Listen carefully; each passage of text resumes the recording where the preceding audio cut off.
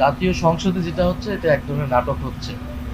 সংসদে রাষ্ট্রপতির উপর ভাষণ চলতেছে, যে রাষ্ট্রপতি এতদিনে থাকার কথা ছিল না, যারা রাষ্ট্রপতিকে রেখে দিচ্ছে পুরনো সংবিধানকে নিয়ে অযথা কিছু বিতর্ক হচ্ছে।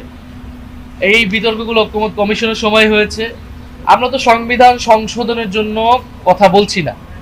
সংবিধান সংশোধনের মাধ্যমে সংবিধানের মৌলিক পরিবর্তন সাধন করা সম্ভব হয় না। এটা একেবারেই কমন সেন্স, একেবারেই কাণ্ডজ্ঞান।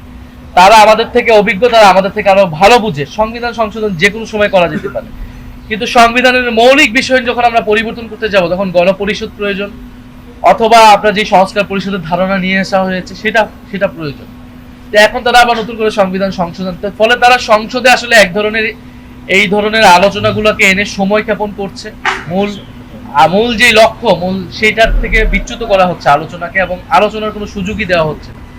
এই নিয়ম কানুনের নানান বেড়াজালে আসলে আমরা যেই আলোচনা করতে চাই সেই আলোচনা সংসদে করার পরিবেশ আসলে নাই।